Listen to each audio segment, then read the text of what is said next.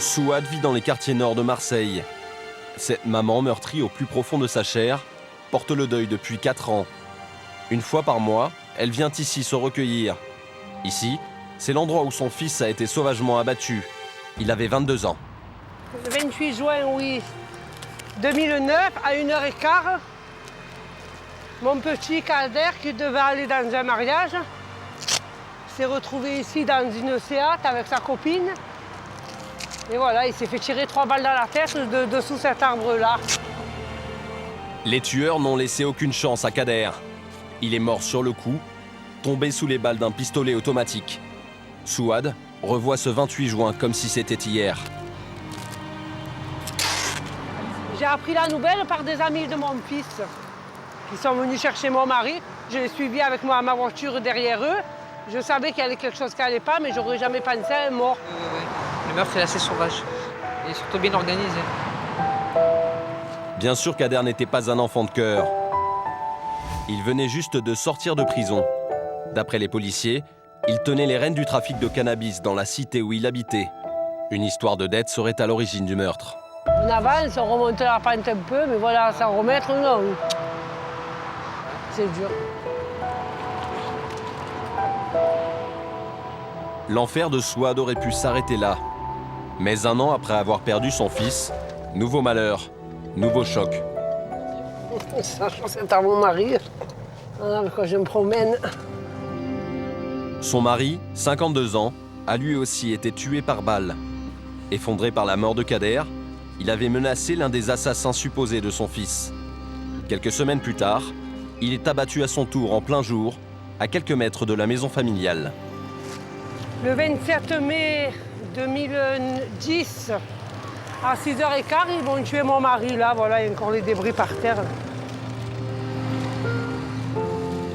Ils l'ont suivi, ils l'ont prémédité, ils l'ont suivi de l'autoroute là. Ils ont bloqué une voiture là-bas et il n'a pas eu le temps de rien me faire. Vous étiez où à ce moment-là, quand ça s'est passé? À la maison, derrière, j'ai entendu les coups de feu et tout, mais je ne pensais pas que c'était pour moi. Cette fois, l'assassinat est encore plus cruel. Le mari est touché par une 60aine de balles provenant d'un fusil d'assaut aujourd'hui tristement célèbre. Il a été tué de 2 chargeurs de Kalachnikov. Là, au volant de la voiture, il ne restait que la tête. 2 chargeurs, il ne restait plus rien du corps. La Kalachnikov, une arme de guerre utilisée par l'armée dans plus de 80 pays. Elle peut tirer 30 balles en moins de 2 secondes. En France, cette arme est de plus en plus répandue chez les délinquants. Un fléau qui inquiète les autorités. On estime que près de 15 000 Kalachnikov circuleraient dans les banlieues françaises. Souad est écœuré par cette prolifération.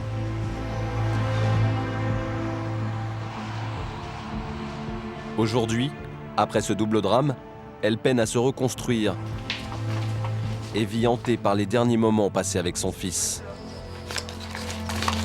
Voilà ce qui me reste de Kader. La bouteille de champagne qu'il a ouverte le 12 juin. Il m'a dit, maman, il m'a dit, comme je viens de sortir, j'ai acheté une bouteille de champagne, je laissais un petit peu pour que tu goûtes. Après, il m'a dit, je suis en short, je vais vite au micro-coulier voir mes copains et je reviens. J'ai dit, ça va, il n'y a pas de souci. Voilà, il est parti, la nouvelle, à 1h15 du matin, une Mégane blanche, qui est venue avertir son père que Kader était dans un état grave, qu'il avait eu un accident. Souad n'est pas dupe. Elle savait que son fils était impliqué dans un trafic de drogue. Il me reste des lettres de Kader quand j'ai été incarcérée. Kader avait déjà été condamné à 6 mois de prison pour trafic de stupéfiants. Mais pour elle, qu'importe, c'était son fils. Gros bisous, papa et maman. Je viens de recevoir votre 2e mandat. Merci, papa et maman. L'écriture d'un bébé. Je pense à vous. Et je vais vous laisser, je vais faire. Des séries de pompes, 10 à 50 pompes, soi-disant. Je pense à vous tous les jours, vous êtes gravés dans ma tête et vous avez raison. Embrasse, mon famille.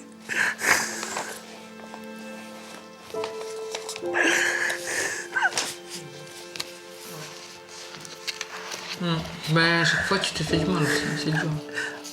Même son ami ne peut la réconforter. Et ça, c'est au cimetière quand on l'a enterré. Son père, il n'était pas encore décédé, qu'ils n'ont pas tué son père à la calache. Voilà, un père de famille tué à Marseille. Vous l'avez vécu comment, ce deuxième drame? Ah, très dur parce que c'était pas la même mort, ce qui s'est passé pour mon mari. C'est vraiment un massacre, c'est un carnage. Il me reste ça en sang, trempé dans le sang, la photo de sa femme et son fils. On a l'impression aujourd'hui que les jeunes dans les cités sont tous armés. Il y a plus de personnes qui sont armées parce que l'arme circule facilement, apparemment. L'enjeu, il est terrible. L'enjeu,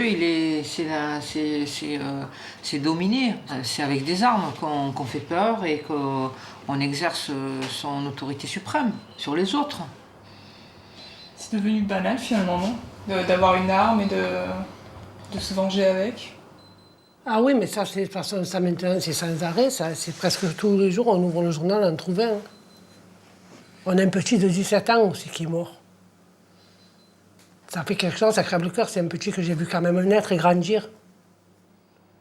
C'est terrible de vivre dans une ville où ça se passe comme ça. Aujourd'hui, que ce soit dans la cité phocéenne, la région lyonnaise ou en banlieue parisienne, les trafiquants seraient presque toujours équipés d'armes pour imposer leurs lois. Ce phénomène semble malheureusement très difficile à endiguer.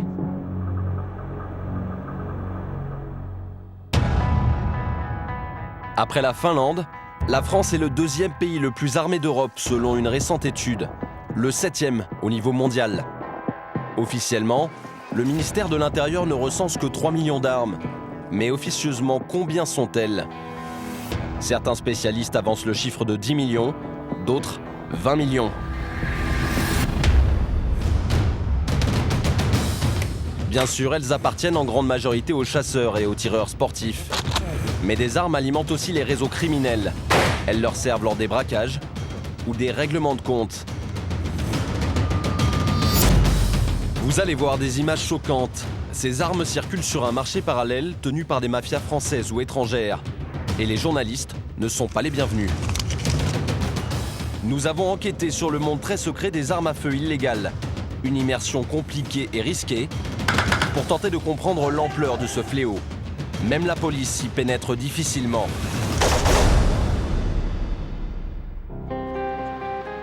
Notre enquête commence dans le sud de la France, en septembre dernier. La banlieue d'Avignon est alors secouée par une série d'attaques à main armée. La police s'enquête. Il faut arrêter les braqueurs et mettre la main sur leur stock d'armes. L'affaire a pris une telle proportion qu'elle fait la une des journaux.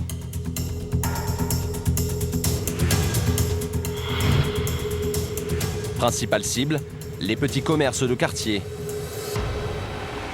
À Montfavet, bourgade d'Avignon réputée tranquille, Patrice, 70 ans, tient un bureau de tabac depuis 40 ans. Passez une bonne journée. L'année passée, il s'est fait menacer à 2 reprises par les braqueurs. La dernière fois, c'était le 12 septembre dernier. La scène a été filmée. À 8h30 du matin, le temps est beau, c'est calme, c'est une matinée ordinaire. Et à ce moment-là, 3 individus rentrent, braquage. Ma femme et mon fils sont de l'autre côté, sont en train de servir. Ils sautent dessus, ils les menacent. Et à ce moment-là, moi, ici, je suis en train de discuter avec un fournisseur. Donc, j'entends des cris très violents, très puissants. Je reconnais la voix de mon épouse. Je regarde la vidéo, je me rends compte qu'il y a quelque chose qui est en train de se passer dans le magasin. J'ouvre la porte et je me retrouve ici, face à un braqueur. Un homme le menace avec un pistolet, puis tire un coup en l'air. Pris de panique, Patrice repousse l'agresseur. Et les malfaiteurs prennent la fuite, les mains vides. Si le buraliste tient tête ce jour-là à des voleurs armés, c'est qu'il y a eu un précédent. Quelques mois auparavant, il avait déjà été victime d'un premier braquage. Le voici tranquille dans son magasin sur ses extraits de vidéosurveillance. Et à ce moment-là, là c'est 7h du matin, 7h moins 10 exactement. Il y a 2 individus qui rentrent, un maigre et un petit gros, et qui crient la caisse. Il y en a un qui fait le tour et qui vient ici, qui s'en prend à moi, je suis sur la caisse, et qui commence tout de suite à me donner des coups de crosse. J'étais à genoux ici, comme ça, la tête couverte de sang, mais ça je l'ai vu qu'après. Hein. Je sentais bien le sang qui coulait, je voyais des taches par terre. Bon, mais j'avais d'autres choses à gérer. Et ma femme lui dit, mais on n'a pas d'argent, vous avez qu'à prendre des cigarettes. Et là, ils nous ont vidé la réserve. Les braqueurs repartent avec plus de 150 cartouches de cigarettes d'une valeur d'environ 10 000 euros. Mais l'argent importe peu à Patrice. C'est plus la blessure infligée par l'arme, à la fois physique, mais surtout psychologique. Moi, je suis là, hein, j'ai la tête en sang, il m'a éclaté avec son truc pour des prunes. Donc on se dit, bon Dieu, personne n'est plus à l'abri maintenant. Ce 12 septembre 2013, les voyous armés ne se seraient pas contentés d'attaquer le tabac de Patrice. Ils se seraient lancés dans une expédition criminelle. Leur périple débute 6 heures plus tôt, à 25 km de là, dans la commune de Carpentras, lorsque Laurent, boulanger, commence sa journée de travail. Donc, ils sont introduits dans le magasin en même temps que moi, pour me demander le coffre, tout ça. Donc, comme ici on n'a pas de coffre, on n'a pas d'espèces, ils m'ont dérobé la voiture en fait. Et c'est vous qui avez donné les clés de la voiture, c'est ça? Ouais, sous la menace de l'arme, ouais. J'avais le pistolet sur la tempe, donc j'ai pas insisté et j'ai donné les clés de la voiture. C'est avec cette voiture que les bandits se rendent ensuite chez Patrice, le buraliste. Ils font mouche, mais reprennent la route et tentent de braquer à une centaine de mètres de là cette station essence.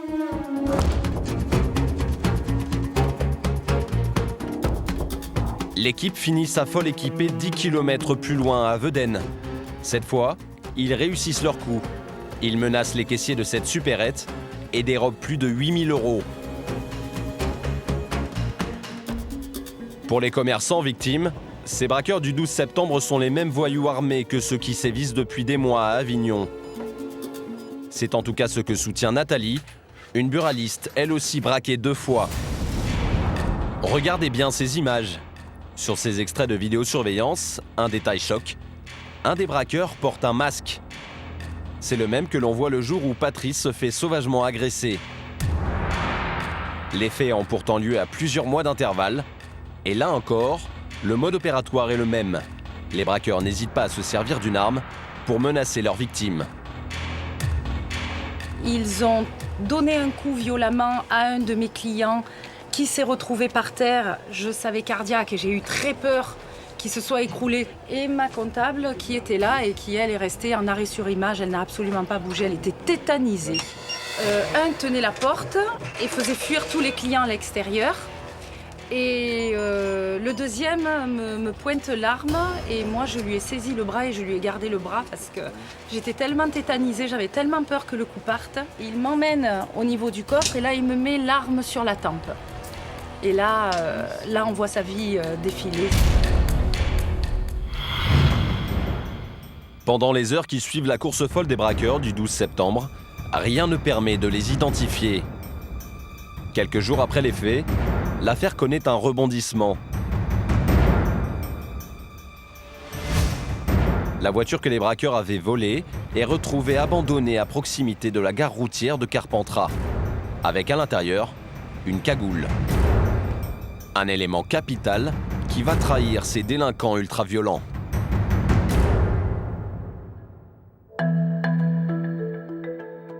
Octobre 2013, c'est ici, à Cergy-Pontoise, au laboratoire d'analyse génétique de la gendarmerie, que la cagoule est envoyée. Ce jour-là, derrière ces murs, nous retrouvons le capitaine Donadille. Elle va peut-être élucider toute l'affaire. Elle est chargée d'examiner dans les moindres détails l'indice laissé par les braqueurs. Grâce à ses outils d'analyse scientifique, elle est capable de remonter jusqu'au propriétaire de cette cagoule si jamais elle retrouve une trace d'ADN. Nous allons donc procéder dessus à 2 échantillons afin de pouvoir les passer en analyse et éventuellement essayer d'extraire un profil génétique. C'est ce qu'on appelle l'ADN? Oui, l'ADN, en fait, c'est toutes les cellules potentiellement qu'on peut laisser en fait, lors de notre passage. Ça peut être du sang, des fluides biologiques tels que la salive, le sperme, la sueur. Donc là, je prends volontairement en fait, une zone au niveau du contour de l'œil, limite sur l'aile du nez, parce que par frottement, on a de bonnes chances d'avoir des cellules de l'individu. Voilà. Donc là, j'ai mon prélèvement et je vais le mettre en tube. Voici. Voilà. Ça, c'est prêt pour partir en analyse. S'il est exploitable, il est envoyé au fichier national automatisé des empreintes génétiques. Il est enregistré dans cette base. Cette base le fait, comme on dit nous dans notre jargon, mouliner avec l'ensemble des profils génétiques qui ont été rentrés. Si jamais c'est concordant, là, dans ce cas-là, il fait retour à l'enquêteur du résultat du rapprochement. C'est ce qu'on appelle un match. Quelques semaines plus tard, le résultat tombe enfin. Succès pour les enquêteurs. L'analyse de la cagoule a permis d'identifier un jeune Avignonnais de 25 ans. Ces 3 complices présumés ont été identifiés dans la foulée. Tous sont déjà connus des services de police. Les policiers vont tenter de mettre fin à cette série noire de braquage et peut-être récupérer leurs armes. Décembre 2013, 3 mois après les faits. Ce soir-là, nous sommes au QG de la police judiciaire d'Avignon. Autour de la table, une cinquantaine d'enquêteurs de la région mobilisés pour traquer les braqueurs du 12 septembre. Parmi eux, Pascal Gontier, le commissaire divisionnaire de la police judiciaire de Montpellier. Dernier briefing avant l'arrestation. Vous avez plus de questions, rendez-vous donc demain matin.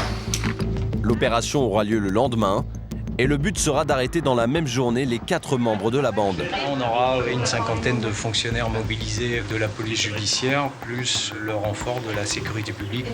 C'est quoi la difficulté de ce genre d'opération? On a affaire à des braqueurs, donc les fonctionnaires qui vont intervenir peuvent très bien être victimes de tirs et on ne sait jamais qui on trouve derrière la porte. Le lendemain, à 6h du matin, nous sommes aux abords de Carpentras. Une vingtaine de policiers se préparent pour arrêter le suspect qui semble le plus dangereux. Ce serait cet homme que l'on voit sur les vidéosurveillances muni d'un pistolet. La police judiciaire a fait appel à la BRI, une unité spécialement entraînée pour ce genre d'opération délicate. Gilet pare-balles, fusil d'assaut, les hommes de la BRI sont lourdement équipés. Ils savent que le suspect, s'il se sent cerné, n'hésitera pas à tirer sur les policiers. Didier, tu me donnes le top? C'est bon. Ok. Allez. Lentement dans la nuit, le groupe s'approche de la maison en silence.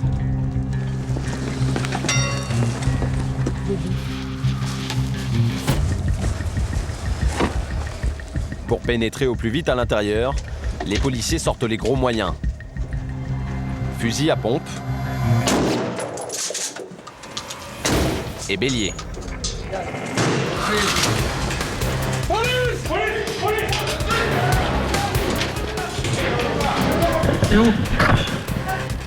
La maison semble déserte, aucun signe du braqueur. Soudain, à l'extérieur de la maison, un homme tente de prendre la fuite.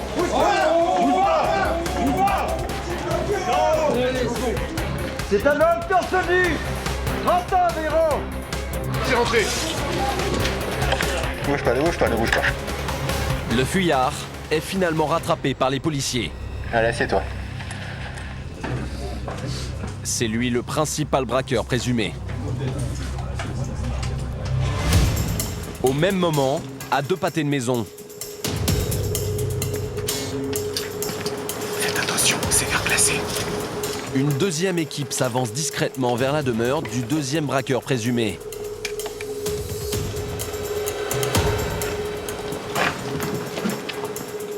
Même méthode.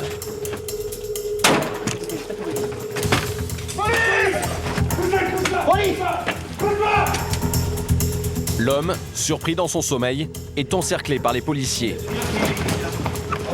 C'est serré. On a trouvé notre objectif. C'est déjà largement positif. Les policiers doivent à présent interpeller les 2 derniers braqueurs présumés. Tous 2 habitent une cité sensible d'Avignon. Pour pouvoir les arrêter en même temps, 2 équipes se forment. Sur place, les policiers progressent discrètement. La première équipe boucle rapidement l'immeuble. Cette fois, pas de fusil à pompe. Un individu se trouve peut-être derrière la porte de l'appartement. Les policiers utilisent un vérin hydraulique et en quelques secondes, la porte cède.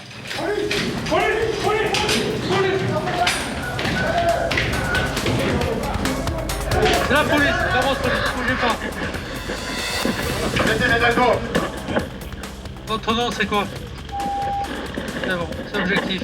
De seul dans la chambre au commandant. Bravo. Au même moment, dans un immeuble voisin, la 2e équipe de policiers investit l'appartement du 4e suspect. Sa famille est déjà debout. À la vue de notre caméra, la réaction du jeune homme est violente.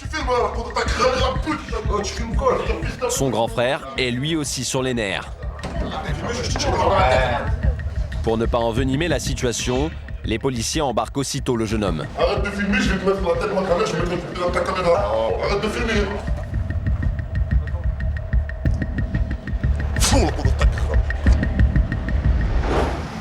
Retour au commissariat. Pour les policiers d'Avignon, l'opération est un succès. Le réseau des présumés braqueurs est tombé. Et ce n'est pas tout.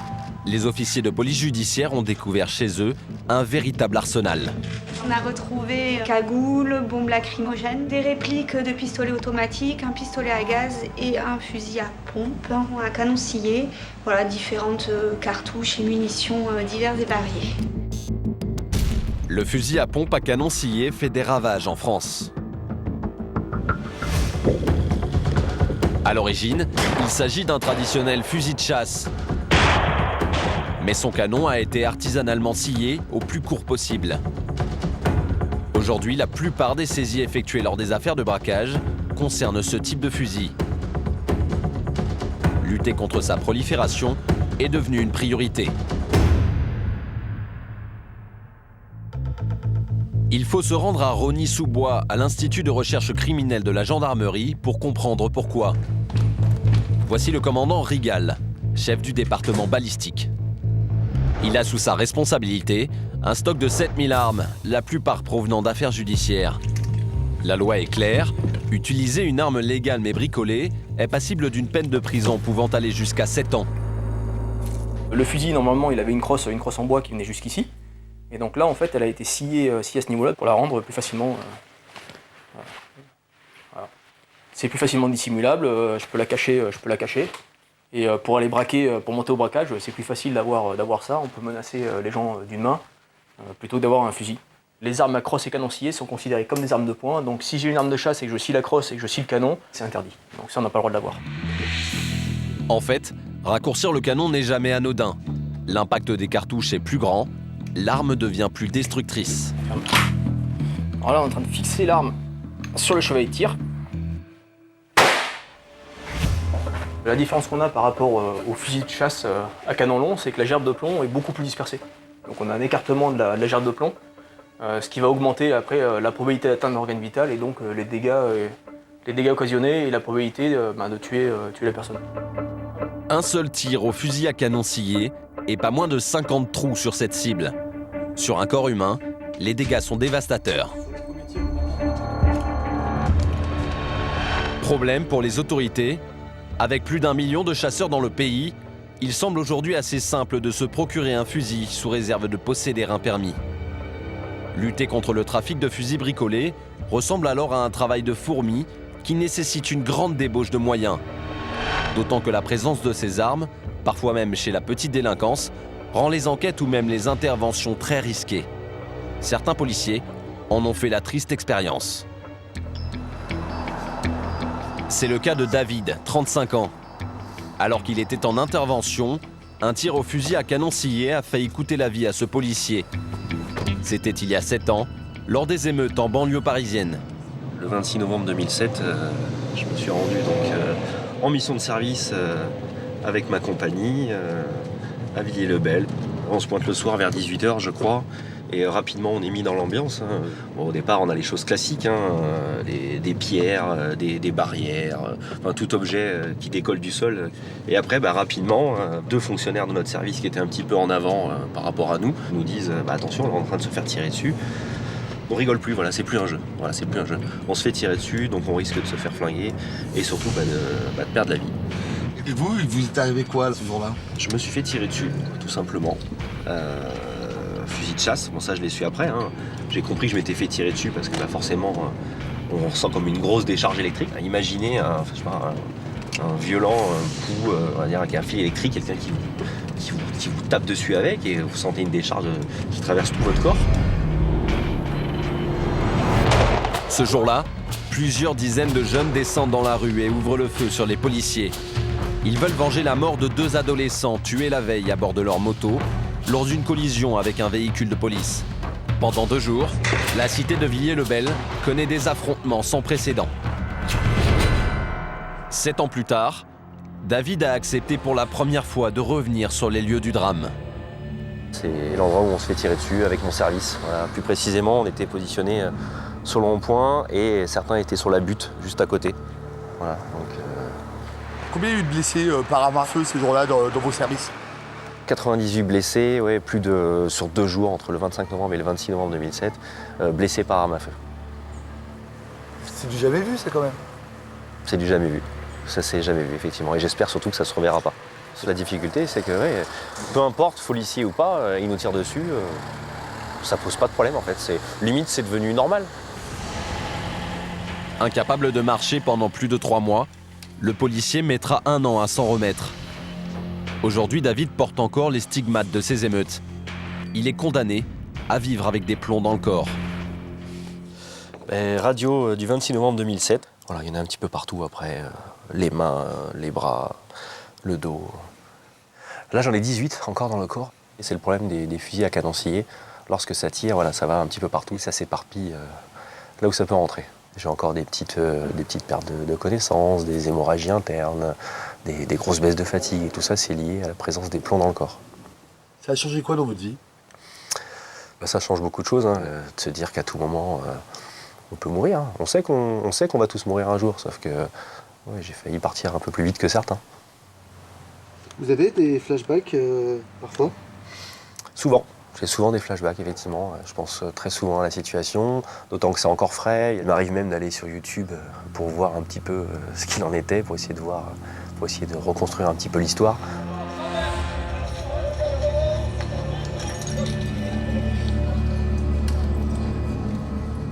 Ça fait quoi, David, de revoir tout ça? D'autant que là, en plus, c'est mon service qui est filmé. C'est dur. Encore maintenant? Oui, bien sûr. C'est le genre de souvenir qu'on n'a pas forcément envie de revivre, tout simplement. C'est pas plus compliqué que ça. Les émeutes de Villiers-le-Bel ont marqué le début d'une prise de conscience. Les armes illégales pullulent dans les cités sensibles.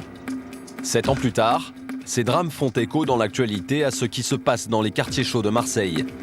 Les querelles pour la gestion du trafic de drogue s'y règlent à coups de fusils de chasse et d'armes de guerre.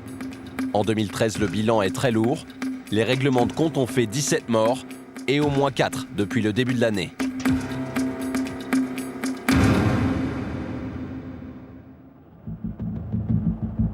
Au bout de plusieurs mois d'enquête, nous avons réussi à rencontrer un de ces trafiquants de drogue pour qui la vie humaine ne vaut pas grand-chose.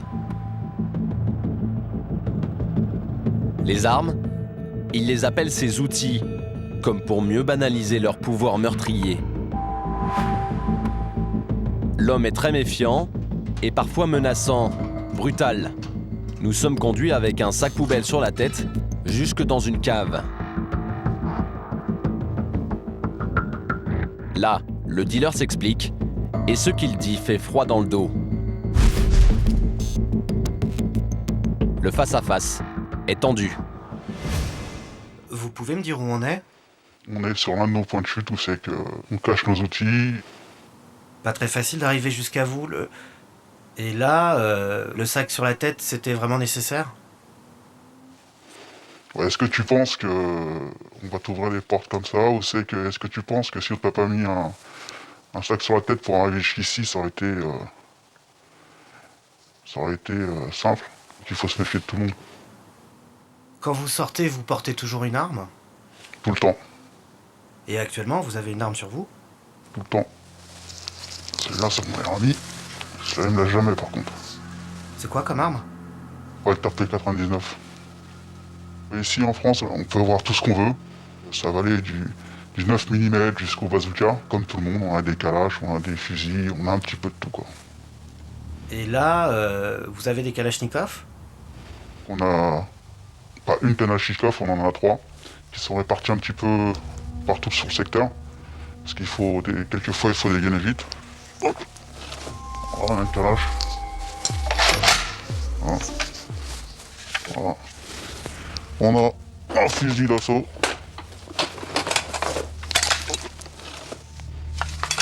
Avec la crosse repliable. Très pratique pour le transport. Et le fusil de l'époque. Et qui marche très bien encore.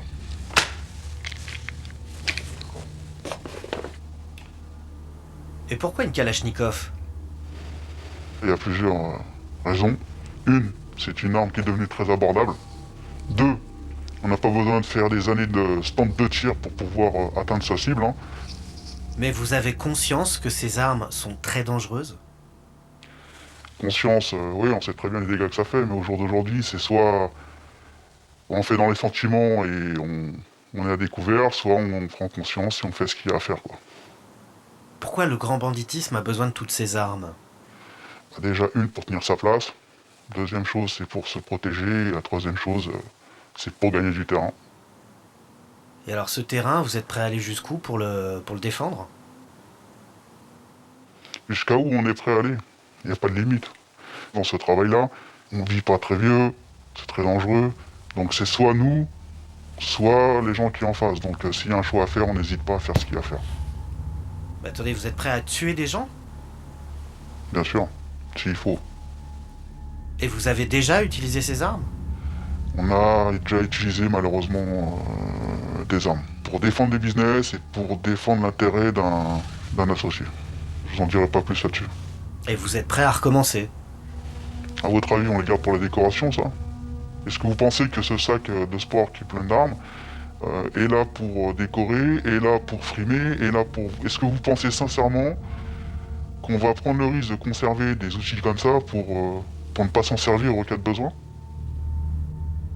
Est-ce que tous les gens dans le trafic de drogue sont armés aujourd'hui? Tous. Mais systématiquement? Systématiquement. C'est une obligation. Dans ce métier-là, si on n'a pas des outils, c'est comme le plombier qui va aller réparer une fuite sans chalumeau, qui reste chez lui. Et vous avez déjà eu des problèmes avec la justice? Est-ce qu'on a déjà eu des problèmes avec la justice? À votre avis? Est-ce que vous pensez que dans ce métier-là, avoir affaire à la justice, c'est pas, on va dire, c'est pas le quotidien, mais est-ce que c'est pas une routine? À nous de faire en sorte d'être le plus discret possible et de faire ce qu'il y a à faire. Ce qu'il faut savoir, c'est qu'on est organisé d'une manière à ce que demain, si on se fait prendre un site sur une perquisition ou quoi que ce soit, on a toujours des outils pour pouvoir travailler. On a à peu près 5 sites où c'est qu'on a nos outils de répartis. 5 caches d'armes dans une seule cité. Un constat effrayant, tout comme le discours provocateur de ce trafiquant, même s'il risque jusqu'à 3 ans de prison et 45 000 € d'amende. En France, la loi qui encadre la détention d'armes est particulièrement stricte. Ces armes sont classées en 4 catégories en fonction de leur dangerosité. Celles de la catégorie D, comme les armes historiques et de collection, sont en vente libre. Les armes de la catégorie C, utilisées pour la chasse et le tir, doivent être déclarées en préfecture. Celles de la catégorie B, essentiellement des armes de poing, sont-elles soumises à autorisation. Enfin, pour les armes de catégorie A, les armes de guerre, leur détention est interdite pour tous les particuliers. Officiellement, la France ne recense que 3 millions d'armes déclarées. Mais dans les faits, elles seraient entre 18 et 20 millions à circuler illégalement. Alors comment en est-on arrivé là? Pourquoi le trafic d'armes est-il si difficile à enrayer? Nous poursuivons notre enquête et découvrons qu'une arme illégale se revend parfois dans des circuits on ne peut plus légaux.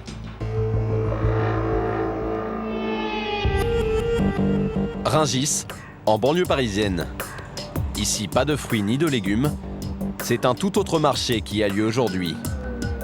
Nous sommes dans ce qui s'appelle une bourse aux armes, une sorte de foire où des collectionneurs exposent leurs propres armes dans le but de les vendre.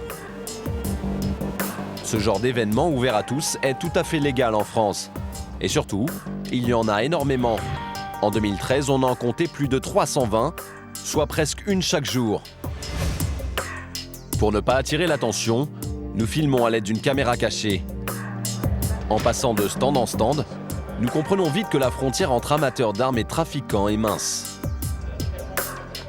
Première découverte, des armes de poing sont en vente libre.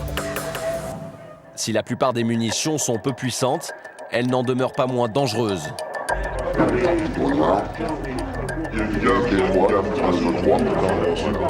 Le revolver à poudre noire que l'on doit recharger est considéré comme une arme de collection, ne nécessitant ni déclaration ni licence. Et pourtant, selon son vendeur, cette arme est très dangereuse. C'est ça, pendant la guerre de sécession, ils avaient que ça, ils se sont bien tués. D'ici l'immeuble qui est là-bas, oui, je vous conseillerais pas de vous y mettre. Minimum. Il coûte combien? Ça dépend, vous en avez plusieurs prix. J'en ai vendu un ce matin, je l'ai vendu 300 €, ça vaut 150 €, ça vaut 200, je crois. Ça dépend des variétés. Fait étonnant, pour cette somme, il est tout à fait légal de posséder une arme mortelle. En 2009, en Champagne-Ardenne, un homme avoue avoir été l'auteur d'un double meurtre avec son revolver à poudre noire. Plus récemment, en 2012, une jeune femme de 27 ans a été retrouvée morte chez elle à Paris avec cette même arme. Particularité de cette arme de collection, elle nécessite un temps de chargement assez long. Nous prétextons chercher alors une arme plus puissante. Merci, bonne journée. Et continuons notre enquête. Dans un stand un peu plus loin, nous faisons la connaissance de deux clients. Et les révélations qu'ils vont nous faire sont choquantes. Vous êtes dans le camp, vous? C'est la licence, hein? Non.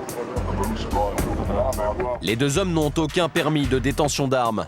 Pourtant, sans aucun complexe, ils nous disent pouvoir se procurer une arme de gros calibre. Ouais, t'inquiète pas, je connais plein de gens qui ont acheté comme ça dans tous les petits trucs comme ça. C'est vrai, est-ce que vous avez des 9 mm ou n'importe quel calibre, le gars il dit écoute, je te laisse mon numéro de téléphone, quand ça se termine à 4 heures, tu me rappelles, et puis on fait une affaire. J'ai regardé tout à l'heure, il y avait un code 911, 1000 €, c'était déjà mon plus. Le Colt 1911, un pistolet automatique pour lequel il faut pourtant justifier d'une autorisation de détention. Mais apparemment ici, il est aussi possible d'acheter sous le manteau des armes interdites à la vente libre. Certains clients contournent la loi en achetant des pièces détachées. Nous feignons d'être intéressés par l'achat de ce revolver auprès du vendeur lorsqu'il nous fait une proposition. Sinon, il y avait autre chose encore chez moi. Tout ce que j'ai n'est pas là, il y a encore du stock chez moi. Donc on peut éventuellement se retrouver... Ah oui, c'est mes coordonnées là sur la... Nous prenons rendez-vous avec lui quelques jours plus tard. Nous verrons alors que sous ses airs de collectionneur se cache un trafiquant qui agit en toute illégalité. La veille de notre rencontre, nous lui apprenons que nous sommes en fait journalistes. Nous arrivons à le convaincre de nous recevoir chez lui, à condition de garantir son anonymat. Car ce soi-disant collectionneur est hors la loi. La plupart des armes qu'il possède, il n'a pas le droit de les avoir. Il doit les cacher, parfois dans des lieux insolites. Alors vous voyez, là je fais un petit peu mon jardin quand même, hein, parce que je cultive aussi des carottes, des poireaux. Et bien c'est ici que je cache mes outils, comme on dit. Je vous montre pas l'endroit exact, hein, bien entendu. Et là je sais qu'il risque rien. Selon ses dires, l'homme posséderait plus d'une centaine d'armes en toute illégalité. Par passion, dit-il, mais nous allons découvrir que ce n'est pas là sa seule raison. Chez lui, à l'abri des regards, il accepte de nous montrer un échantillon de son arsenal. Et ce que nous voyons est alarmant. Donc là, on a un petit M16. Là, on a un fusil à pompe, mon revolver. Là, on a un autre fusil à pompe qui est devenu interdit maintenant. Donc ça, c'est un Colt 45 de chez Remington, celui-ci. Donc celui-ci, je l'ai sur moi en permanence. Voilà, 5 coups. Je peux tirer une balle si vous voulez.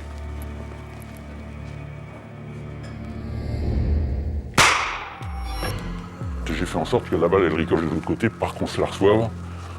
Voilà la balle de plomb que vous pouvez prendre, Un collectionneur n'a pas le droit d'avoir des armes capables de tirer, mais lui enfreint volontairement la loi. C'est-à-dire, tant qu'à faire, si on a quelque chose, il faut mieux que ça fonctionne. Je vois pas bien l'intérêt d'avoir une arme qui fonctionne pas.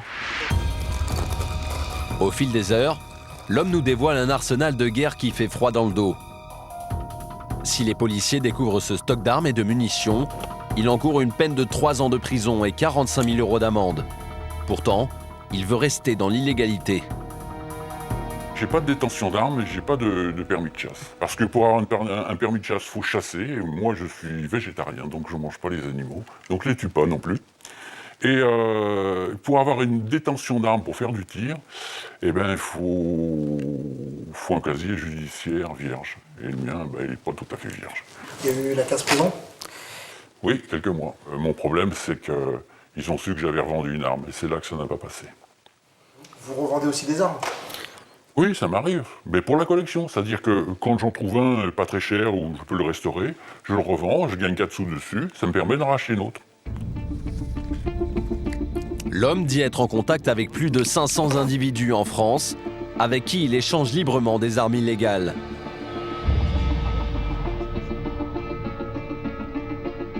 Une question se pose alors, comment être sûr que ces armes ne tombent pas entre les mains du grand banditisme ? Ah, ça on peut pas savoir, effectivement. Il y a des gens qui vendent tout et n'importe quoi. Et pour cause. En mars dernier, les services de la douane et de la gendarmerie démantèlent un vaste trafic d'armes. 76 personnes sont interpellées. La plupart sont des collectionneurs, devenus pour certains des figures du banditisme. Lors du coup de filet, les enquêteurs découvrent plusieurs arsenaux dans différentes régions de France. Au total, ils saisissent 545 armes de poing, plus de 260 fusils et près de 70 000 munitions. Le trafic se faisait via des sites internet. Surfer sur le web est aussi pour notre collectionneur et revendeur d'armes illégales un moyen d'échange. Et ce que va nous dire cet homme est à peine croyable. Contre toute attente, la référence en matière de trafic est un site français. Tous ceux qui font des armes, de la collection, qui cherchent de la pièce détachée, qui veulent restaurer ou quoi, ils vont tous sur ce site-là. Ils vendent aussi des cannes à pêche, des machins, des appâts, des trucs comme ça. Mais là, je suis dans le rayon des armes. Alors je feuillette vite fait pour voir ce qu'il y a à vendre.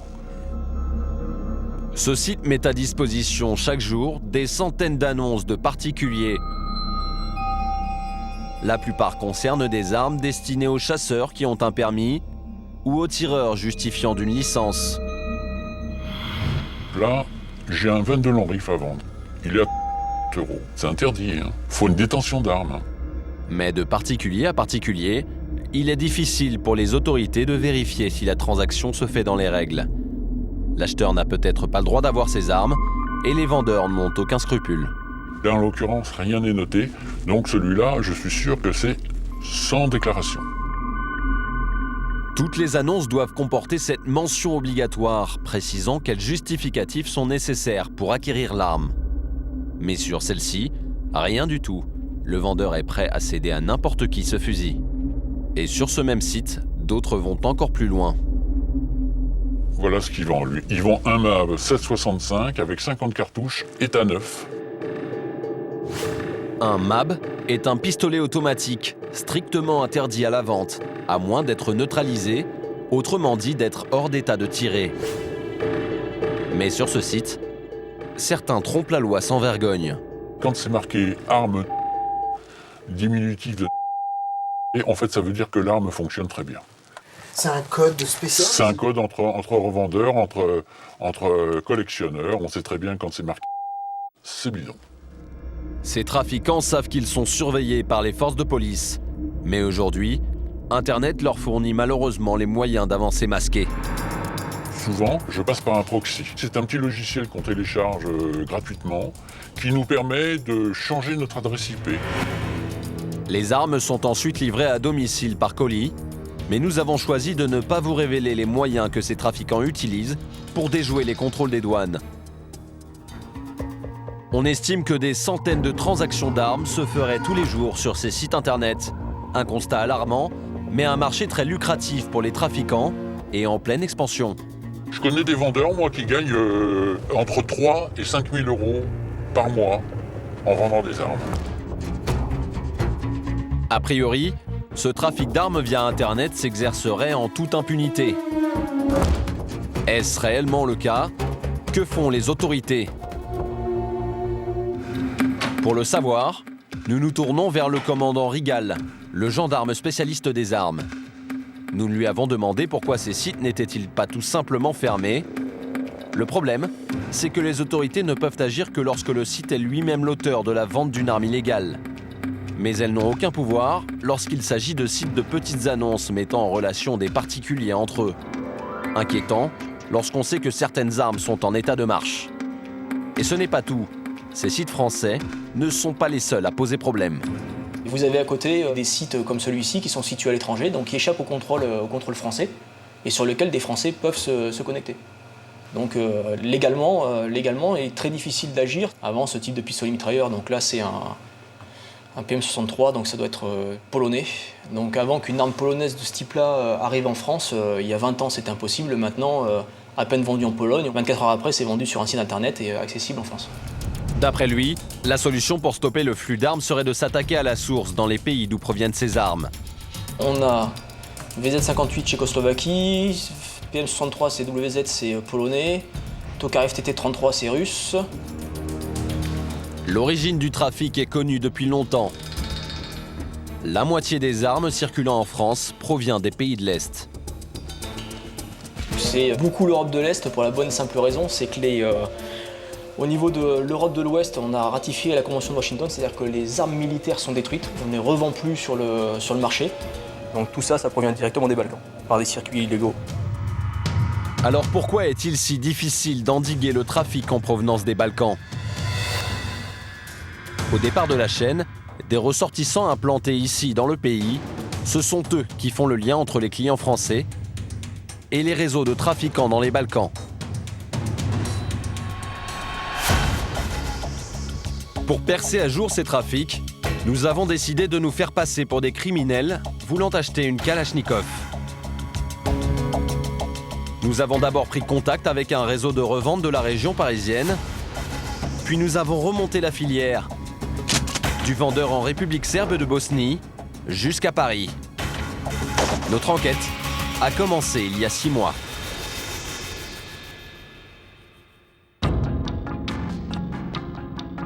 Au bout de plusieurs mois de recherche et de longues négociations, nous parvenons à rencontrer un acteur du trafic d'armes français.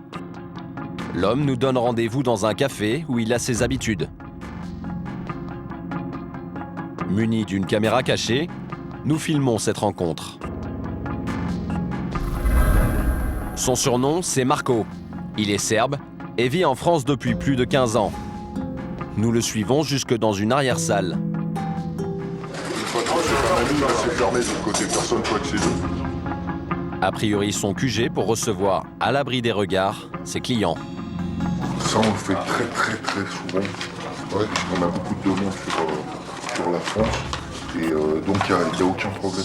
C'est une arme pour mon usage personnel, quoi. Non, mais tout le monde nous dit ça. Nous, on ne veut pas savoir après ce qui se passe avec l'arme. C'est pas notre problème, ça. D'entrée de jeu, nous passons commande. Je cherche une Kalachnikov. Pour être crédible, nous choisissons exprès l'arme la plus courante. Cette arme qui fait des ravages dans les cités pour le contrôle du trafic de drogue et dont, bien sûr, la détention est totalement illégale. L'intermédiaire mord à l'hameçon sans difficulté. Aucun problème. On a le produit, tu peux avoir un ou plusieurs chargeurs, il n'y a aucun souci. Aucun problème. C'est vraiment très facile, il y en a beaucoup. Et souvent, on a ce type de demande, quoi. De plus en plus de gens demande la calache. C'est un produit phare. Et soudain, notre contact nous annonce qu'un nouvel homme va se joindre à nous. Nous progressons. Moi, je vais te mettre en contact avec une personne qui va très très souvent là-bas, qui a tous ses réseaux là-bas. Tu vas lui dire ce que tu veux, et lui il va t'expliquer comment ça va se passer. Tu es simplement intermédiaire. Ça veut dire que sans moi, t'as rien, mais moi, sans lui, j'ai rien non plus. L'invité mystère serait un marchand d'armes serbe de passage à Paris. Écoute, je vais aller l'accueillir, attends-moi là. Au bout de quelques minutes, l'homme fait son apparition. Tiens, je présente le gars. Bonjour mon ami. Comment vas-tu? Ça va? D'emblée, il annonce la couleur. Voilà, je faisais la guerre. Comment avant, au commencement de la guerre, ça veut dire que tous les gens qui sont en bouche, qui sont... ils me connaissent. Bon, je t'explique, mon ami, il souhaiterait une Kalachnikov. Ça serait son choix. Donc, est-ce que tu penses que c'est possible ou pas? Oui, c'est possible.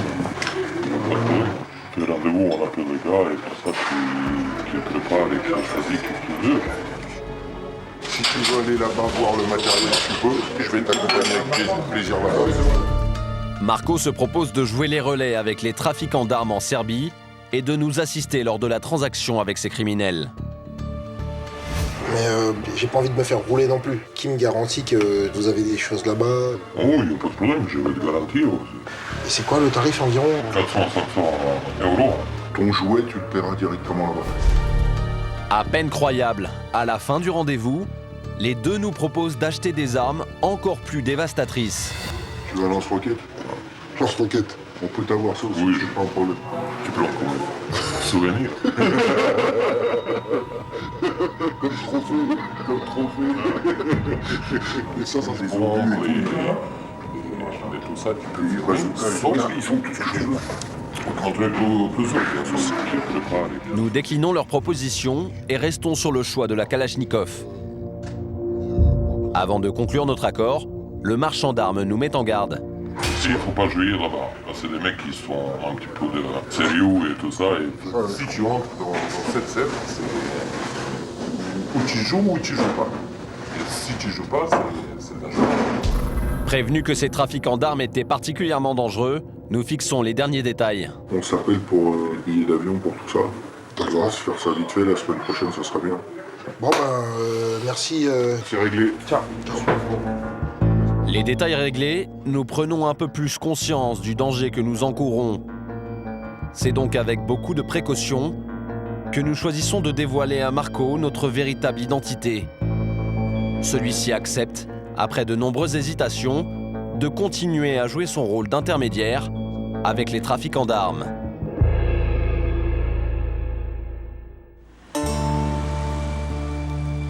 Une semaine plus tard, aéroport de Roissy-Charles de Gaulle. Comme prévu, Marco nous attend. Direction la Serbie, sur la route des armes.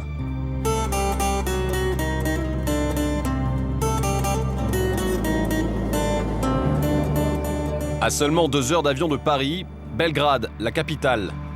Avec plus d'1,5 million d'habitants, c'est la plus grande ville de l'ex-Yougoslavie.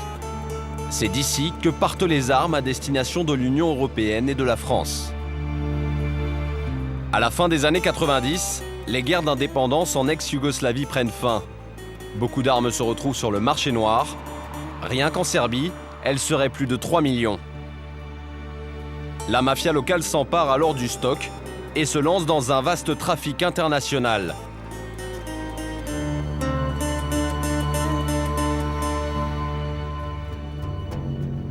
« 20 ans plus tard, le commerce des armes ne s'essouffle pas. Pour Marco, bien au contraire, la demande n'a jamais été aussi forte. On a beaucoup de personnes des pays européens. Beaucoup de Français nous demandent. La région parisienne, la région lyonnaise, le sud de la France aussi beaucoup. Et en fonction des demandes, on fait un ou plusieurs voyages par mois. À chaque voyage, Marco touche une commission qu'il négocie directement avec les trafiquants d'armes locaux. Il refuse de nous dire combien il est payé pour jouer les intermédiaires. J'assure le service. Un Français qui arrive ici, qui n'a aucune adresse, qui n'a rien, il va trouver quoi? Soit il va rencontrer des voyous, des gros bandits, ça risque de se passer mal pour lui. Il y a beaucoup de risques. Là, je vous mets en contact avec les gens. Pour vous, c'est plus tranquille. Et nous, on gagne notre argent. Et là, ça va se passer comment? Je vais vous mettre en contact avec mon ami. Et vous verrez ce que vous avez demandé. Je lui ai dit qu'il me ramène aussi un petit panel, quoi. Vous verrez des grenades, je pense. Vous verrez bazooka, armes de poing. Et vous choisirez ce que vous voulez.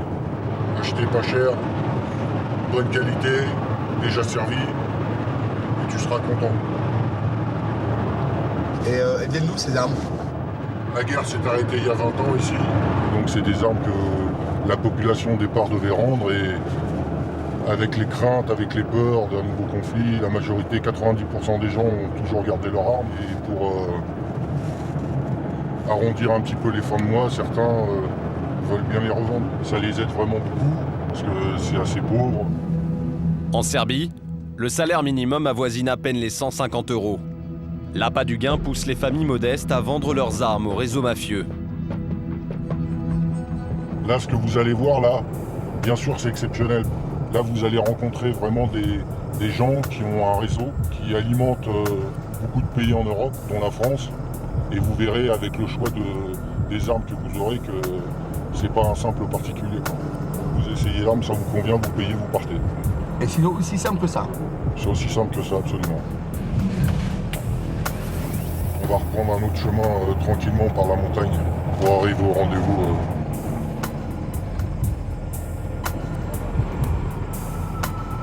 Au bout de 3 heures de route, nous arrivons dans un village perdu à la frontière entre la Serbie et la Bosnie. C'est là que le trafiquant d'armes nous a donné rendez-vous. Commence pour nous une longue attente, mêlée de stress et d'inconnu. L'endroit est désert. Nous sommes fin janvier. L'ambiance est glaciale. Une demi-heure plus tard, une voiture s'approche. Marco reconnaît le conducteur. C'est le trafiquant d'armes. Une rapide accolade. Et l'homme nous invite à emprunter les sentiers. Il est d'accord pour qu'on le filme, mais à une condition. Que l'on fasse affaire avec lui. Un peu plus loin, derrière cette maison abandonnée, plusieurs armes étalées par terre. Au milieu, la Kalachnikov que nous avons commandée. Le mercenaire se lance alors dans un inventaire. Ovo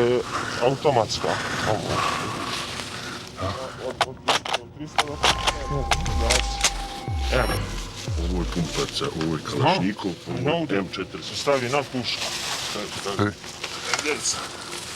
Ovo je zolja. Ovo. Protiv tenka. I tako neđe 500 može se naći. Obična automatska puška, ovo ti je pumpac. Ovo ti je M48, ona ti je neki 300-500 €. Puška, ovo ti je pumpac. Ovo je za neku bližu borbu. Više neka kućna uputa. Ona ti košta oko 800 €. Ne znam sad koliko bi išao bi met, sve zavisi koliko se uzima i tako. Šta znam. Pour près de 2000 €, il nous propose une Kalachnikov, une grenade, un fusil à pompe, un sniper et un lanceur de roquettes. Des armes de guerre prêtes à l'emploi. Elles ont servi ici pendant les 10 longues années de conflit. Ovo ste sve ostanci rata bili. Pa znaš te ljude koji su bili tokom rata, gdje su ratovali, šta su radili, kad saznaju da se nečim počneš baviti, sam dođu da ti ponude da bi zaradili neku kinu. Razumiješ? Obična puška, to je pitanje.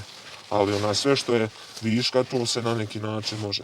Jer je tu počela neka akcija tog legalnog vraćanja naoružanja, ali svakome je dobro da zaradi neki 400-500 eura, nego da ti da pušku u policiju. Koliko oružja? Šta znam, koliko imaš, toliko možeš prodati. Ali nisam ja da u ovome 100 godina, ali jednostavno to traje i to je neki, zato što ti tržište za ovo nikad neće biti zasićeno. Uvijek ćeš moći nešto da utopiš i da prodaš. Koliko prodaj svaki mjesec? Dok se svi tu rastali, dok svi dobiju svoj dio, može se ostati 1000-2000 maraka mjesečno. Le vendeur est soudain nerveux et devient menaçant. Il veut absolument conclure la transaction. Nous sommes obligés d'accepter.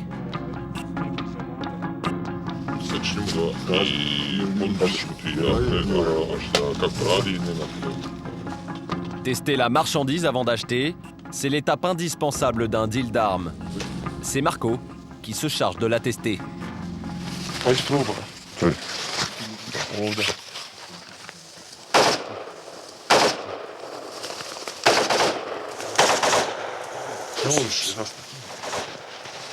Au milieu des champs, le tir résonne à des kilomètres à la ronde. Autour maintenant du M48, le fusil haute précision des snipers.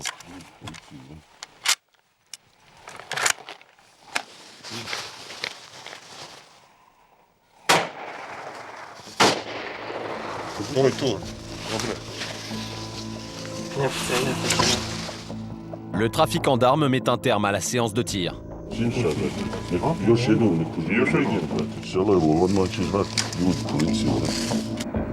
Les malfaiteurs craignent d'être repérés. Marco et le trafiquant précipitent la transaction.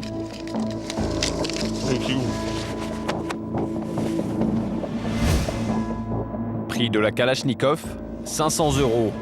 Le trafiquant offre les 2 chargeurs de 30 balles. D'après nos sources, le prix de cette arme se négocie autour des 2000 € en France.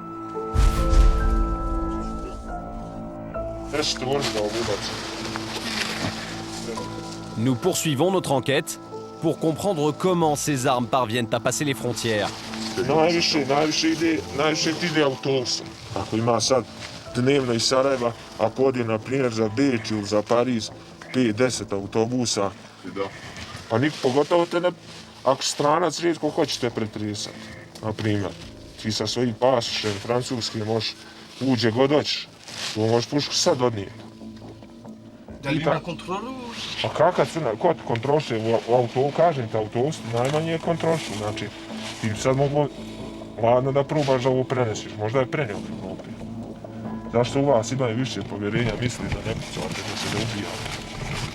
Vous êtes quand même assez tendu, là. Je sens un peu imposant. Bah, on est rapide parce que on a fait les essais tout à l'heure. Il y a du monde à côté. Il faut pas s'éterniser. Il se peut qu'une personne ait prévenu la police. À tout moment, la police peut débarquer. Allez, on se bat. Le trafiquant d'armes nous demande de quitter les lieux. Marco l'intermédiaire connaît les risques. Le plus gros risque dans ce trafic, c'est évidemment de se faire attraper par la police ou la douane. Il faut savoir qu'ici, les armes sont interdites.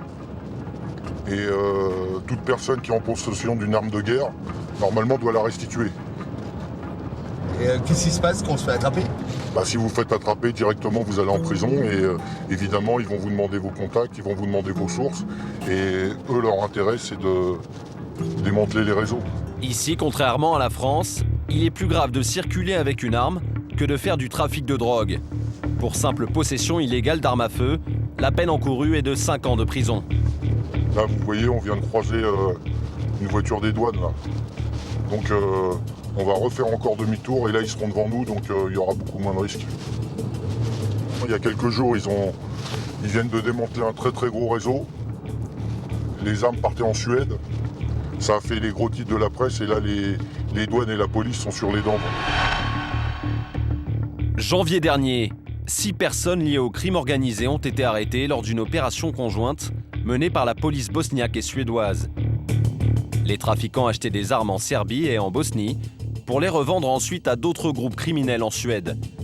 Lors des perquisitions, les policiers ont saisi 5 Kalachnikov, 11 pistolets et des quantités énormes de munitions. Valeur à la revente sur le marché suédois, plus de 30 000 €. Stopper ce trafic d'armes international, c'est une des principales missions du SIPA, l'agence publique d'investigation et de protection de la Bosnie, une unité d'élite de la police. Créée en 2002 à la fin de la guerre, cette force spéciale composée de 500 hommes a pour but d'arrêter les criminels et de désarmer le pays. Le SIPA a été formé par les meilleures polices d'Europe, comme le RAID et le GIGN. Ces hommes sont suréquipés, Kalachnikov, armes de poing, casques à vision nocturne, hélicoptères de combat. Leurs opérations sont discrètes et musclées. Leur entraînement très strict. Exercice obligatoire et indispensable, le tir. Les policiers du SIPA enchaînent plusieurs séances chaque semaine. En moins d'1 heure, ils tirent une centaine de cartouches. Ils ne doivent pas rater leur cible, car en face, ces policiers ont souvent affaire à des anciens criminels de guerre armés. Ils sont encore nombreux dans le pays. Au cours de leur mission, des policiers du SIPA ont été blessés par balle. Pour des questions de sécurité, nous ne sommes pas autorisés à les suivre sur le terrain. Mais pour montrer l'efficacité de leur service, ils nous communiquent les vidéos tournées lors de leur dernière grosse opération. Elle a eu lieu l'été dernier. Nous sommes les premiers à diffuser ces images.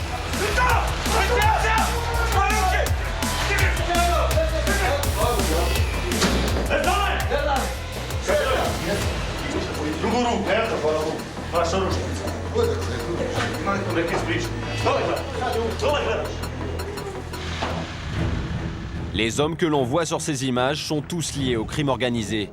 La plupart sont impliqués dans le trafic de drogue. Dans un terrain appartenant à l'un d'entre eux, les policiers du SIPA font une découverte inquiétante. Ils y déterrent une multitude d'armes et d'engins explosifs. L'inventaire est frais. En tout, 588 munitions de lance-roquettes et 589 propulseurs de missiles. Même si la guerre est finie depuis 20 ans, son artillerie, elle, se trouve encore en masse sur le marché. Un trafic tentaculaire que les autorités ont beaucoup de mal à endiguer et qui serait très difficilement contrôlable. C'est dans ce sac que se trouvait la Kalachnikov achetée auprès du trafiquant. Nous décidons de la restituer aux policiers du SIPA. Mais qu'en serait-il si cette arme de guerre était restée au fond de notre sac pour l'acheminer jusqu'en France? Nous rejoignons la ville la plus proche, Belgrade en Serbie.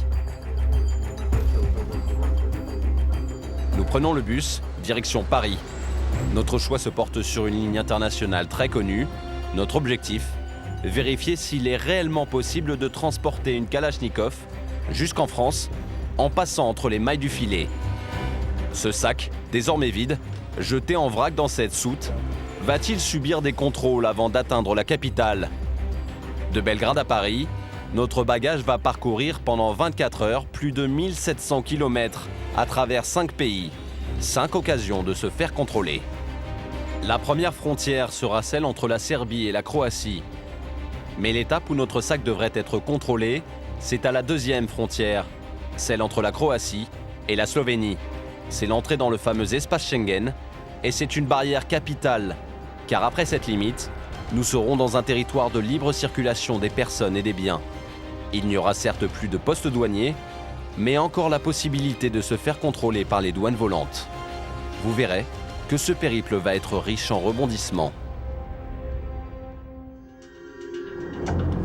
Retour au début du voyage à Belgrade, en Serbie, avec notre sac vide, mais qui aurait aussi bien pu contenir notre Kalachnikov. Pour entrer dans l'enceinte de la gare, première inspection, mais il s'agit en fait d'une simple vérification des billets. Notre bus est celui d'une grande compagnie internationale. Nous déposons notre sac dans la soute. Les bagages ne sont pas fouillés. Nous embarquons pour 24 heures de route.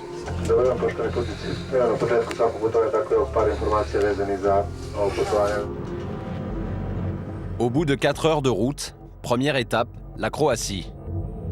Un des chauffeurs du bus nous prévient.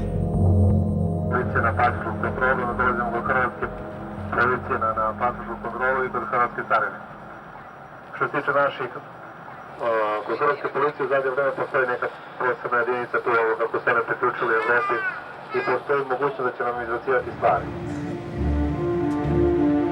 La Croatie est entrée dans l'Union européenne le 1er juillet 2013. Depuis, les contrôles seraient plus renforcés. D'autant que ce pays ne fait pas partie de l'espace Schengen. À tout moment, chaque personne et chaque bien peuvent être fouillés. Mais dans quelques instants, nous allons assister à une pratique très surprenante des conducteurs de bus. Une tentative de corruption. Quelques minutes avant d'atteindre la frontière croate, un des chauffeurs du bus annonce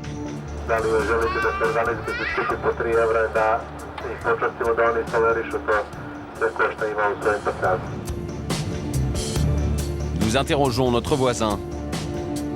Ce qui se passe là, en fait. Il faut prendre quelque chose pour les douaniers. Il faut donner au moins 3 et 5 euros. C'est pour quoi faire? C'est pour faire des marchés. Incroyable. Pour soi-disant éviter les fouilles par les douaniers croates, les conducteurs de ce bus nous annoncent qu'ils vont leur donner un pot de vin. La quête commence. Tous les passagers s'exécutent sans que cela n'étonne personne. Butin récolté, environ 250 €, l'équivalent du salaire minimum en Croatie. Cette pratique daterait de la fin de la guerre. Et si l'on en croit les conducteurs de bus, la récente entrée au sein de l'Union européenne n'a pas changé la donne.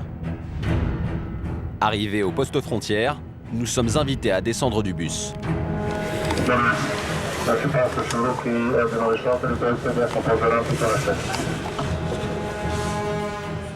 Au programme, contrôle des passeports. Une formalité qui dure à peine quelques secondes. Aucun bagage n'est fouillé. Est-ce la conséquence de ce bakchich que les conducteurs de bus disent avoir donné aux douaniers? En tout cas, de nombreuses sources sur place nous ont déclaré qu'il était possible de corrompre certains douaniers pour éviter la fouille des bagages. La Kalachnikov serait passée incognito. Nous reprenons la route, direction maintenant la Slovénie. 2 heures plus tard, nous approchons la ville de Ljubljana, la capitale. Nous y voilà, aux portes du fameux espace Schengen. C'est le dernier arrêt obligatoire à un poste douanier. Au moindre doute, les agents de la douane peuvent fouiller la totalité du bus.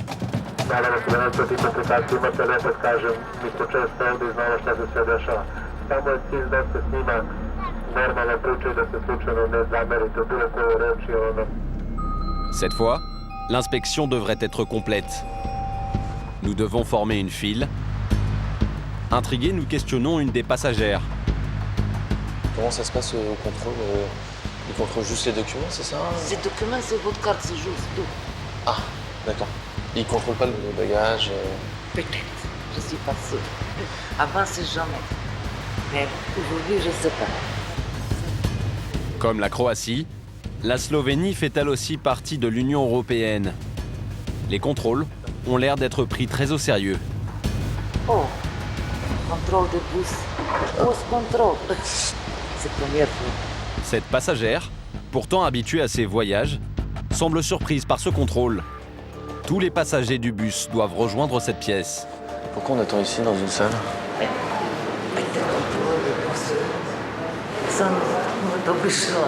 Non. C'est vrai? La femme ose même une petite boutade.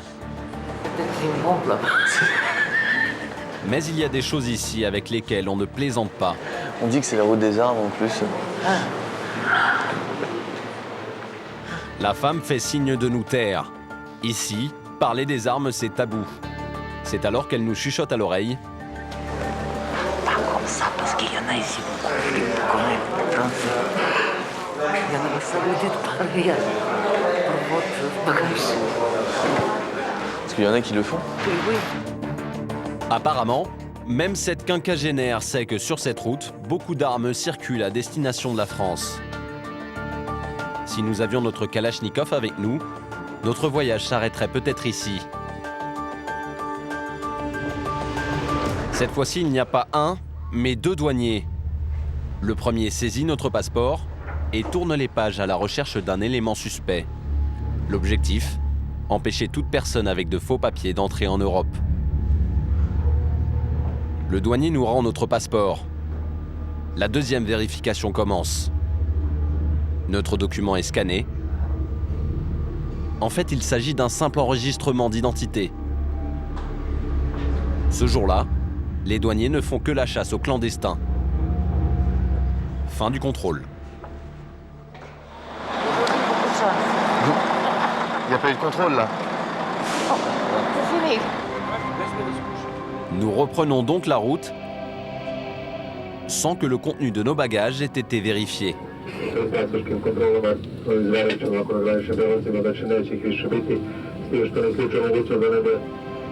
À partir de maintenant, nous sommes en plein dans l'espace Schengen.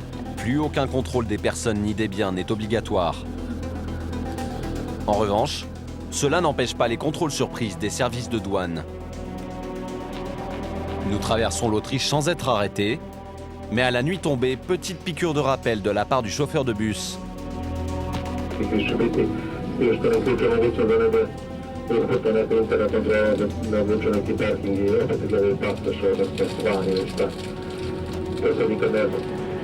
Le chauffeur a vu juste.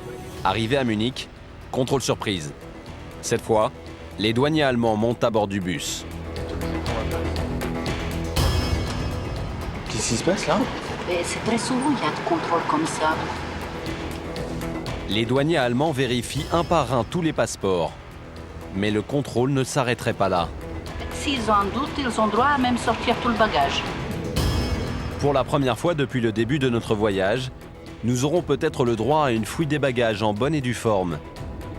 Tout le monde à bord du bus sait qu'ici, les Allemands sont plus stricts en matière de lutte contre le trafic d'armes.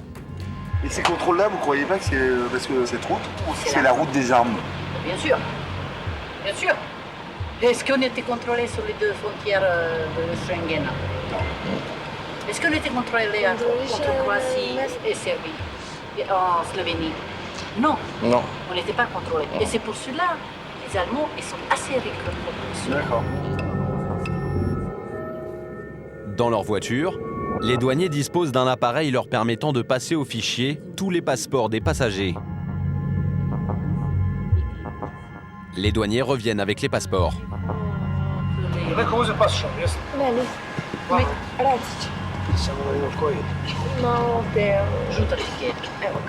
Et à notre grande surprise, le contrôle s'arrête là.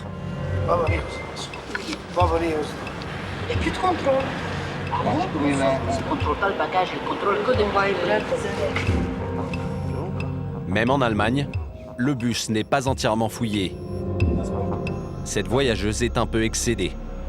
Pour moi, il fallait encore 2 fois plus de douaniers que ça existe. On aurait moins de... à Marseille quand même. Étonnant, elle aussi semble parfaitement au courant des combines des trafiquants d'armes. Vous pensez que ça passe pas par là? Ça passe partout. Où ça passe pas. Et ce qu'elle va nous dire confirme notre impression. Il faut le contrôle. On aurait pu porter jusque-là n'importe quoi. Un chat, une pièce détachée. Des propos effrayants. Pas plus de contrôle en France, notre destination finale. Nous arrivons à Strasbourg, puis à Paris. Ce sera notre terminus. Nous récupérons notre bagage. Pendant plus de 24 heures, et après avoir traversé 5 frontières, à aucun moment il n'a été fouillé. Ce sac, qui aurait pu contenir une Kalachnikov, est cette fois-ci passé entre les mailles du filet et se fond dans la masse parisienne.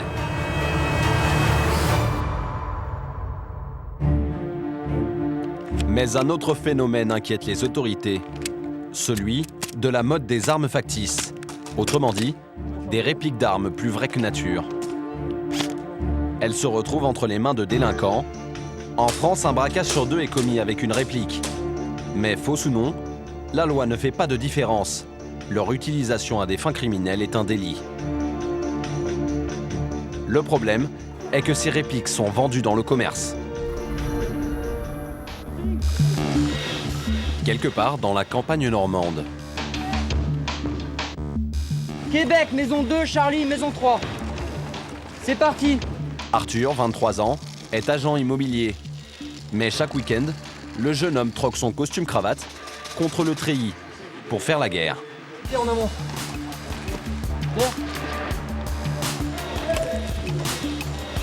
Ouais. Eh, le chef d'escouade, faut qu'on bouge là. Vas-y, va en face au mur et je réponds. Vas-y. Attention, doc. Derrière. Je vais en protection du doc. Ce loisir auquel s'adonne Arthur, c'est l'airsoft. Né au Japon dans les années 90, le jeu a fait son apparition en France. Il existe même une fédération qui compte plus de 10 000 licenciés. Alors pour moi en tout cas c'est une passion depuis tout petit. J'aimais bien jouer aux gendarmes et aux voleurs. J'aime beaucoup, c'est vrai que c'est la passion des jeux vidéo aussi, les films d'action. Et puis voilà, c'est un exutoire comme un autre. Là au moins on est en plein air, on est entre copains, on rigole bien. Toute mon unité a été décimée là. C'est moche.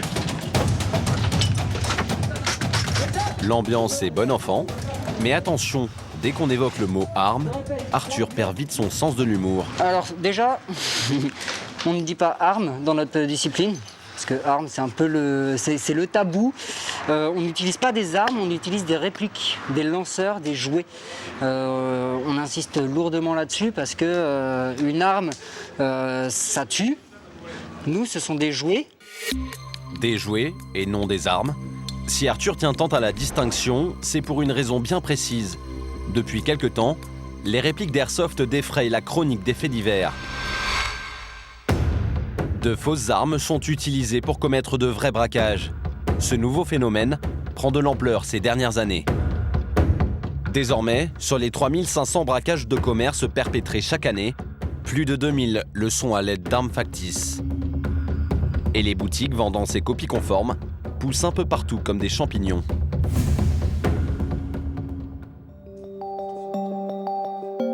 Guillaume a ouvert il y a quelques années son propre magasin à Paris. J'ai un panel assez important de répliques de points. J'ai tout ce qui est... Voilà, c'est bien connu, hein. On va pas donner de marque, mais c'est... voilà, on peut pousser le paroxysme aussi avec l'anti-silencieux. Ah non, ça c'est Inspecteur Harry. Voilà. Sinon aussi j'ai de la petite réplique James Bond. Après on trouve tout ce qu'on a vu, les M4, les M16. Voilà. Son commerce ressemble à une armurerie, pourtant ici tout est faux. C'est justement le but, coller au plus près de la réalité. Là on peut voir là, par exemple des répliques vraiment fidèles, mais là on est vraiment sur des chargeurs vraiment brels tout en métal, un corps entièrement en métal. Même en tant que professionnel, dans l'action, c'est vraiment difficile de faire la différence entre une vraie arme, comme je vous ai montré, entièrement en métal, avec une vraie et une fausse. Hein. En plus de ressembler point par point à une arme réelle, ces fausses armes posent un autre problème. Elles sont très faciles d'accès. Alors, il faut savoir que la législation en France, super simple, tout ce qui est airsoft, c'est considéré comme un jouet pour adultes. Voilà. On est adulte, on peut se procurer une réplique d'airsoft, une réplique conforme, sans problème. Il faut juste justifier d'être majeur. Donc tout le monde peut l'acheter. Voilà, c'est exactement ça. Pas de traçabilité, pas de permis, pas de licence d'airsofter. Et désormais, sur la toile, de plus en plus de sites mettent en vente ces armes factices. Il y en a à l'appel. Pour à peine 30 €, il est possible d'avoir une copie conforme du Glock, l'arme des policiers, ou encore cette réplique de Kalachnikov à moins de 50 €. Et plus étonnant encore, l'arme du futur, c'est celle fabriquée par l'imprimante 3D. Une machine qui permet de créer n'importe quel objet à partir d'un simple dessin conçu sur des logiciels spécialisés. D'une simple tasse de café à une pièce de vélo, cette imprimante 3D est capable de tout reproduire, même des armes. Avec beaucoup de patience et de connaissances techniques, des pistolets sont aujourd'hui faisables par des particuliers. Mais que l'on ne s'y trompe pas, même si c'est du plastique, ça n'a rien d'un jouet. Ces armes peuvent être chargées avec des munitions en métal. Ces pièces ont en fait la même puissance de tir que des vraies. À courte distance, elles peuvent tuer. Aux États-Unis, les plans du Liberator, le premier revolver imprimé en 3D, ont été retirés du net par la police. Les forces de l'ordre ont réagi immédiatement afin de ne pas voir ces armes d'un nouveau genre circuler dans les rues. Mais une poignée d'internautes a eu le temps de télécharger le modèle des milliers de fois. Un véritable danger public et un casse-tête pour les autorités américaines. Entre le trafic d'armes illégales, les répliques faciles d'accès ou encore les objets meurtriers fabriqués chez soi grâce aux machines du futur, aujourd'hui la situation est alarmante. Les enquêtes des policiers français et européens prennent du temps et nécessitent beaucoup de moyens. Seule bonne nouvelle, le nombre de meurtres commis en France a baissé de 40% depuis l'an 2000.